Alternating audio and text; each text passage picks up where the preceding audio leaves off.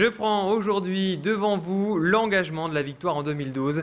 C'est avec ces mots que Martine Aubry a conclu l'annonce de sa candidature aux prochaines présidentielles. Devant un parterre de journalistes, la maire de Lille s'est adressée aux Français depuis la gare Saint-Sauveur et a donc annoncé sa participation aux primaires socialistes. Martine Aubry a affirmé qu'il n'y avait pas de combat plus beau, de mission plus noble, une façon de faire taire les critiques disant qu'elle se lançait dans la bataille à reculons. Un discours d'une quinzaine de minutes dans lequel Martine Aubry a évoqué les grands thèmes de son programme, la lutte contre l'exclusion, la santé, la sécurité ou encore l'éducation. Je vous propose de regarder un extrait de ce discours. Je veux plus que tout rassembler. Vous le savez, le rassemblement, c'est pour moi une doctrine, une condition du succès partout. Je veux rassembler aujourd'hui les femmes et les hommes de gauche, les écologistes, les humanistes, pour qu'en 2012, demain, nous puissions rassembler les Français et la nation tout entière. Martine Aubry qui n'avait pas réussi à rassembler les ténors du parti aujourd'hui, malgré de nombreux soutiens. Seul Pierre Mauroy était présent, l'ancien Premier ministre. Bien sûr, les élus locaux l'ont entouré. On voit Dominique Dupilet, président du Conseil général du Pas-de-Calais. Également Gilles Pargneaux, Pierre de Saint-Ignon, René Vandiren donc étaient là pour soutenir Martine Aubry. Et d'ailleurs, il y avait donc une ambiance de campagne électorale qui régnait juste après ce discours. Martine Aubry a pris un bain de foule dans la cour de la gare Saint-Sauveur. Après l'affaire DSK, les militants donc sont rassurés par cette candidature. Je vous propose d'écouter Martine Aubry et juste après, donc René Vandiren, donc le maire de Roubaix au micro d'Élodie Bernachon et Jimmy Ocheon. Nous avons un beau projet et puis nous allons aller à la rencontre des Français. En tout cas, moi je vais y aller avec beaucoup d'enthousiasme et aussi beaucoup de détermination. Notre pays attend beaucoup de nous et je veux que nous soyons à la hauteur et je veux particulièrement moi être à la hauteur. Écoute, elle va se partager et elle s'est déléguée, donc moi j'ai aucun souci sur la capacité de cette femme d'État à organiser en même temps son implantation territoriale. Voilà, et Martine Aubry donc, qui rejoint Ségolène Royal, François Hollande, Arnaud Montebourg et donc Manuel Valls qui ont déjà déclaré leurs ambitions présidentielles donc, et qui participeront à ces primaires.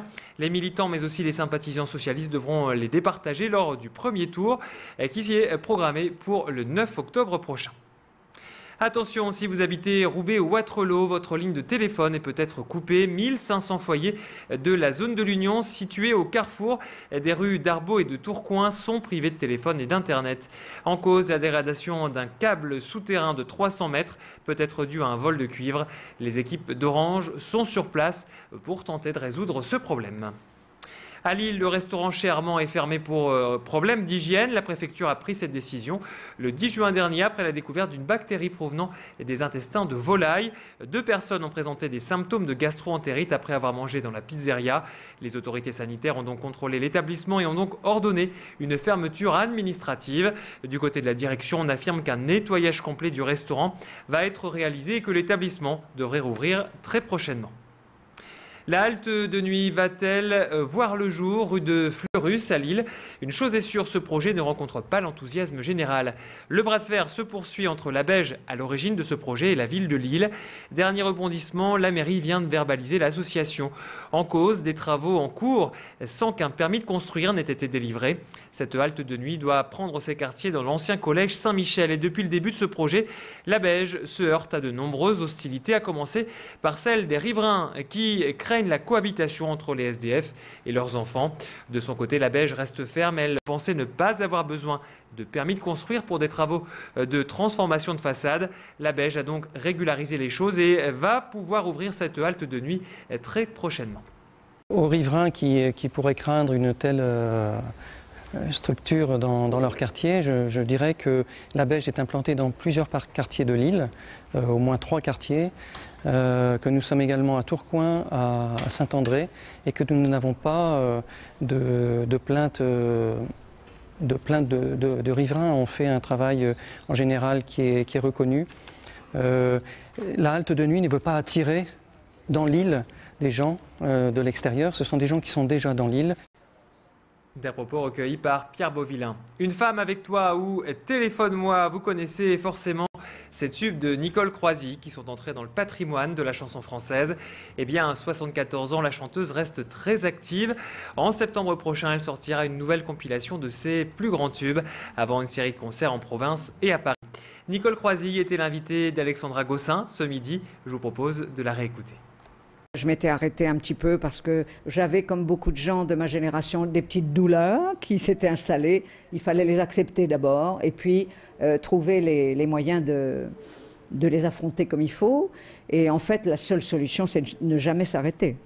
La tête doit être toujours très, très curieuse. Si la tête est curieuse, on arrive à suivre ce qui se passe. Même si on n'est pas d'accord forcément avec les nouvelles générations, parce qu'on a vécu autrement notre jeunesse. Mais l'important, c'est que si la machine est en forme, et si on est en forme dans la tête, on peut durer très très longtemps. Voilà la sortie de cette compilation intitulée Nicole Croisy le 12 septembre prochain. C'est la fin de cette édition. On va se retrouver pour la météo. À tout de suite.